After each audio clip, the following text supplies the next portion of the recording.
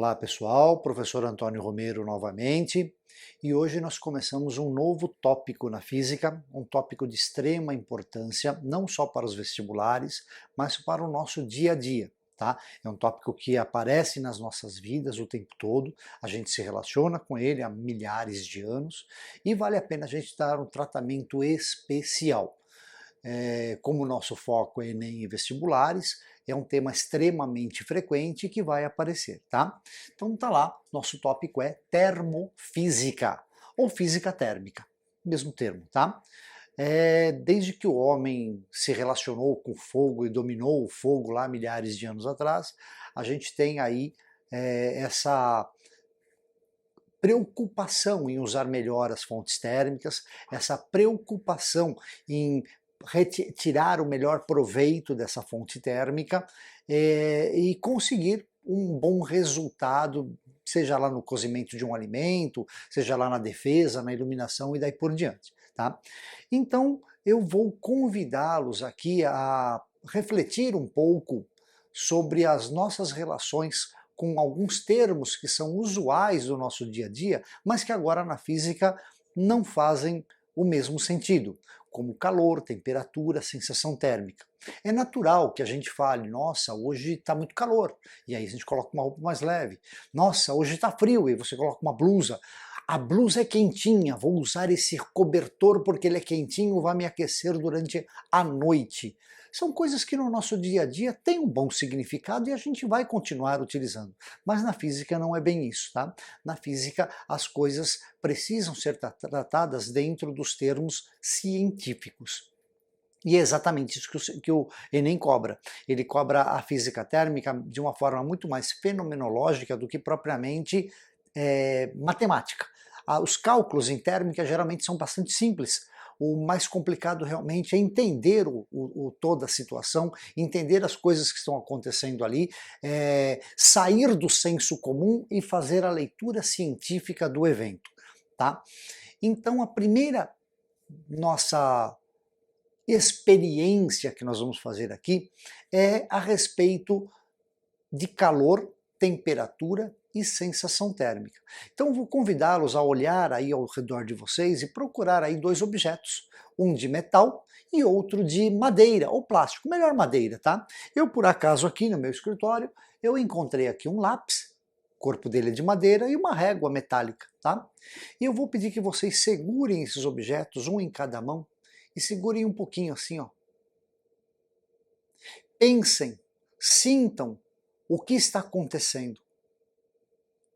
Vocês vão perceber ou vão ter a sensação de que a régua está gelada e a madeira está a temperatura ambiente ou até quente. Essa é a forma que a gente pensa que as coisas estão acontecendo. Então eu digo que a régua está gelada e o lápis está quente ou no máximo a temperatura ambiente. No entanto, não é bem isso que acontece. Existe uma lei, a primeira lei da termodinâmica tem a ver com conservação de energia, que diz que o calor flui naturalmente do corpo de maior temperatura para o de menor temperatura. É uma lei que se aplica a várias partes da física, inclusive na mecânica nós já vimos, energia potencial gravitacional, quanto mais alto você tiver, maior ela é. Ao longo de um processo você vai transformando a energia potencial gravitacional em cinética, diminuindo a potencial. Não perdendo energia, mas transformando energia potencial em cinética. Com a física térmica, a situação é a mesma. O corpo de maior temperatura doa calor para o de menor temperatura. Sempre nesse sentido, e nunca ao contrário. Para que aconteça o processo contrário, como nós vamos trabalhar mais para frente, é o caso da máquina frigorífica. A máquina frigorífica ou refrigerador, ela precisa de acréscimo de energia externa. A gente liga a nossa geladeira na tomada, não é? E aí ela consegue sim, entre aspas, retirar calor do corpo que está lá dentro e jogar para a atmosfera. Mas na natureza, normal é do mais quente para o mais frio, tá? Olha, usando termos não muito científicos aqui.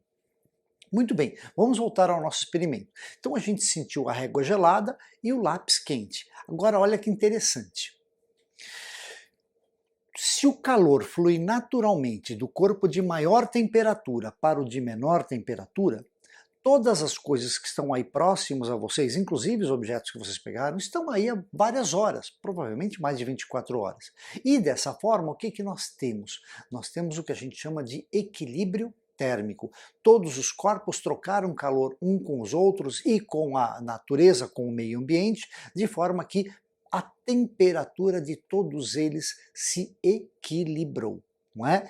E aí o que que a gente tem? A gente tem que a caneta, aliás, desculpa, o lápis e a minha régua estão a mesma temperatura. Se eu for medir aqui, estão realmente a mesma temperatura. Mas por que que eu senti a régua gelada e o lápis quente? Porque existe diferença entre calor, temperatura e sensação térmica. São termos que cada um tem o seu significado. O que nós tivemos aqui ao sentir a régua gelada e o lápis quente foi a sensação térmica, que depende de uma série de fatores. Umidade, temperatura das nossas mãos, se você está com as mãos suadas ou não, e daí por diante. Então a primeira coisa que a gente tem que diferenciar, e isso será cobrado não só no Enem ou vestibulares, mas em qualquer situação da sua vida, é a diferença entre calor, temperatura e sensação térmica. E eu fiz um resuminho aqui bem rápido. Calor é energia térmica em trânsito.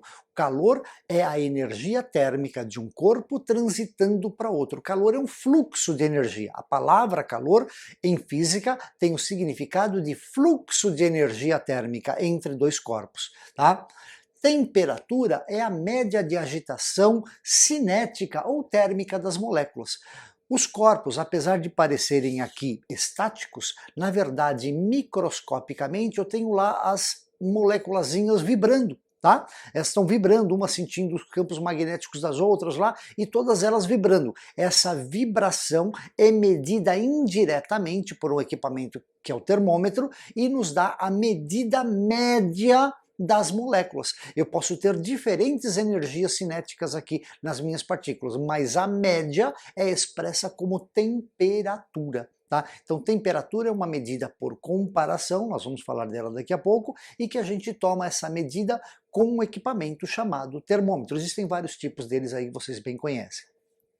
E sensação térmica é como o nosso corpo percebe o fluxo de calor. Fluxo de calor é um pleonasmo, por isso que eu coloquei aqui entre aspas. Falar calor, eu já estou falando em fluxo de energia. Então falar fluxo de calor é um pleonasmo.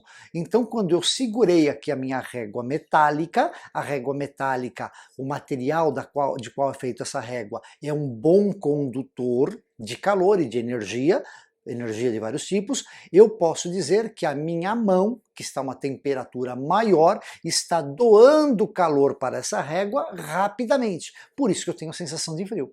E para o lápis é o contrário. Já que o corpo do lápis é de madeira, o que eu sinto, ele é de madeira e, portanto, um isolante, eu sinto um fluxo de energia térmica, um calor menor do que o da régua. O fluxo de energia térmica da minha mão para o lápis é menor do que o fluxo de calor da minha mão para a régua.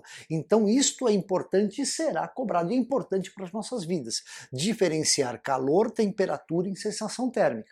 E voltando lá ao começo da minha conversa, quando eu falei que a gente colocava uma blusa no frio para nos sentirmos quentinhos, ou colocávamos lá cobertores à noite para esquentar ali a nossa cama e a gente poder dormir confortável, esse termo está errado. O calor, aliás, o cobertor ou a blusa não nos esquenta. O que ele evita é que a gente troque calor com o ambiente rapidamente e tenha sensação de frio. Frio e calor, então, frio, né, e quente são sensações térmicas, tá? Sensações térmicas do como está ocorrendo o fluxo de energia térmica do nosso corpo para o ambiente, do nosso corpo para um objeto. Tá? Então é muito importante diferenciar isso. Se o cobertor fosse quentinho, estaria pegando fogo lá no seu armário, agora estaria tudo pegando fogo. O cobertor não é quente, ele retém a temperatura, ele é retém o calor, ele é um bom isolante térmico, como nós vamos discutir daqui a pouco.